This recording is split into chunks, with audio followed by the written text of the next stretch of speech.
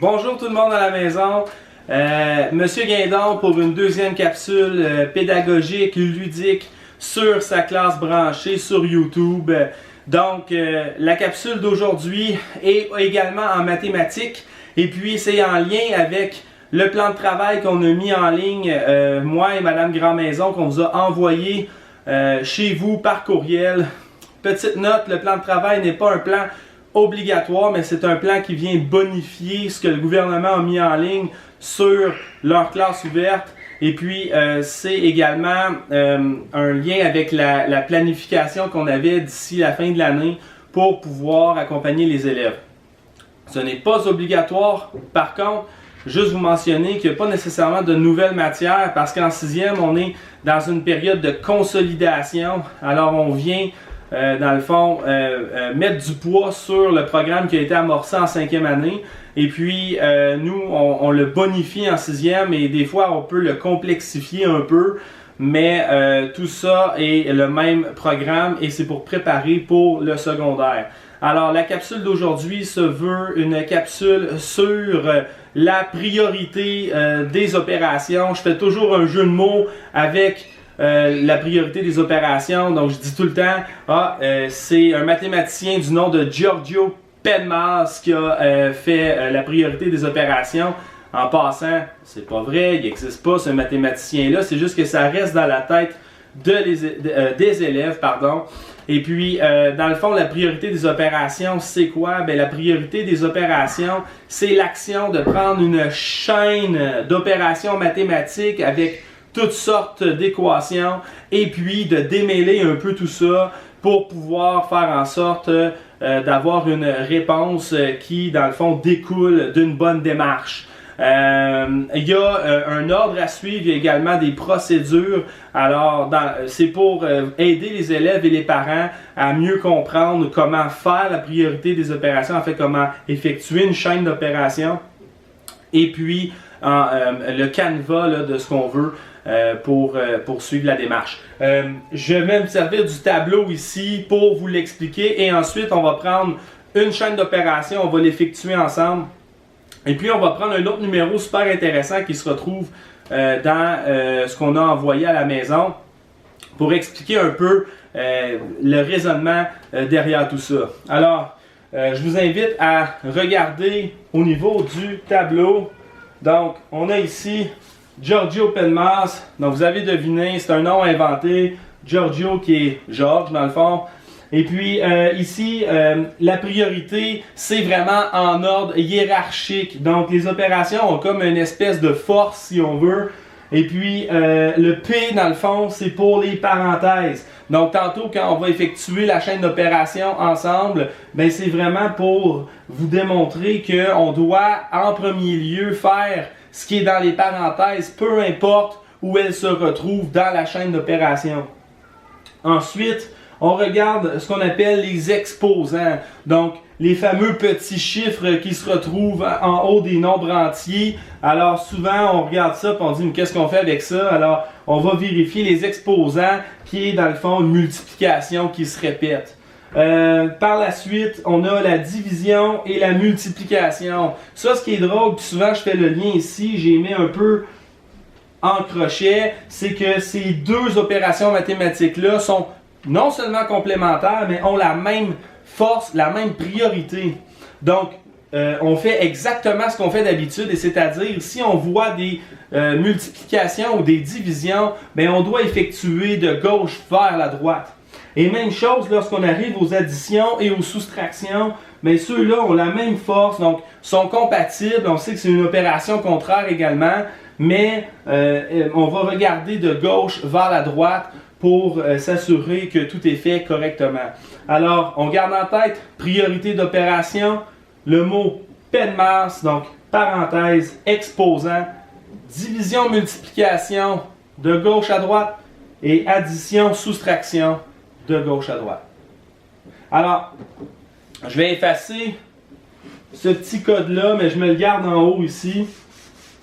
Et puis, je vais avancer la caméra pour effectuer la chaîne d'opération avec vous. Donc, ce que je vais faire, c'est que je vais prendre un exemple qui est directement tiré de ce qu'on a mis en ligne pour vous. Donc, je vais vérifier si tout le cadrage est bon. Excellent. Alors, moi, je vais sortir un peu du cadre. Vous allez voir ma main. Donc, au niveau des chaînes d'opération, je vais en donner une où est-ce qu'on retrouve pas mal tous les éléments en tant que tels. Alors, on va y aller avec celle-ci. Donc, on a 5 multipliés, ouvre la parenthèse. Ensuite, on a 17 moins 11, ferme la parenthèse. Divisé par 3 plus 4 expose en 2. Alors ici, on a une belle chaîne d'opérations très complète où est-ce qu'on retrouve tous les éléments de PEDMAS. Donc la parenthèse, on retrouve également multiplication, division, soustraction, addition, exposant. Alors comment on démêle tout ça? Eh bien, j'espère que je vais avoir assez de place avec la méthode de l'entonnoir pour pouvoir vous le montrer. Donc, ce que ça veut dire, la méthode de l'entonnoir, c'est qu'à chaque fois que tu vas effectuer quelque chose, tu vas réécrire au complet ton équation avec la réponse en dessous, de façon à, suivre ton équation et aussi à ne pas oublier d'étapes ni d'éléments.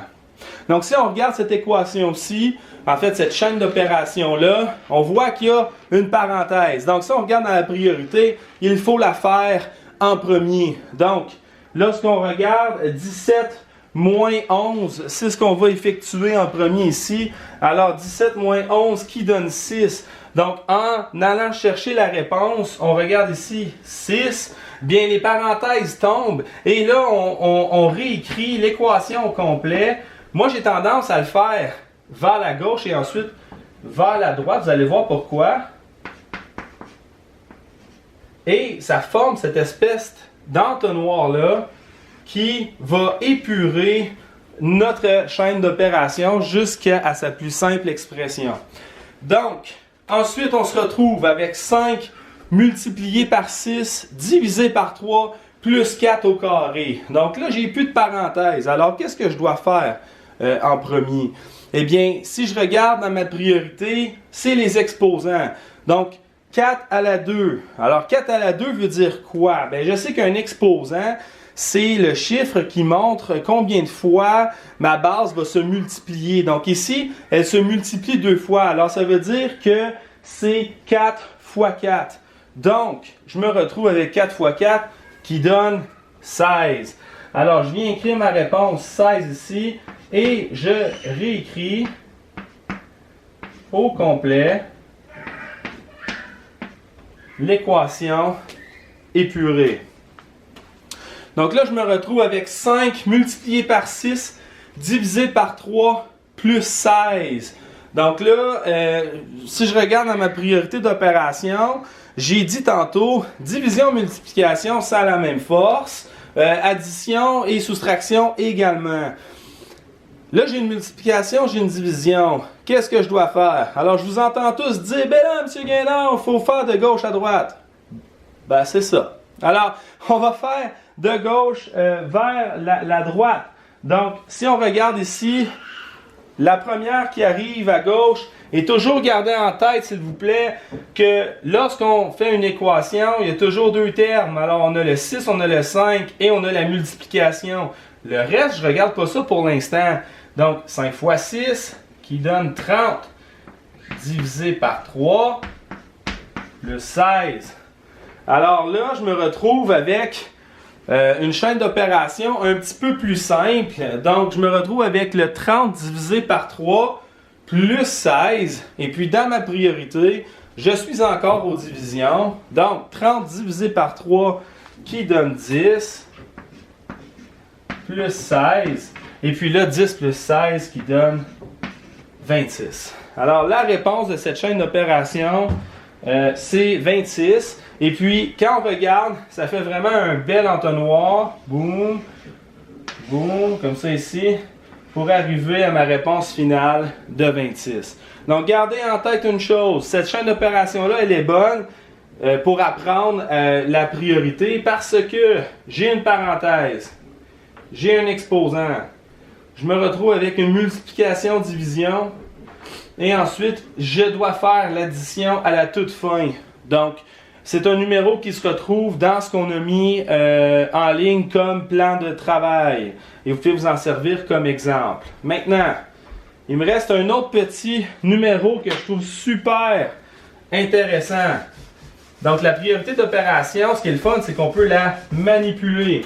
Alors, des fois, on va avoir un genre de numéro comme ça où on va te dire, tu dois mettre la parenthèse au bon endroit pour arriver à trouver la bonne réponse. Donc, si je regarde ici, je me retrouve avec 7 plus 4 multiplié par 2 plus 3 égale, et on donne la réponse ici, donc ça donne 27. Alors, en regardant cette chaîne d'opération, il va falloir prioriser des choses. Si je la fais telle qu'elle, bon, ça veut dire qu'il faut que je fasse la multiplication en premier.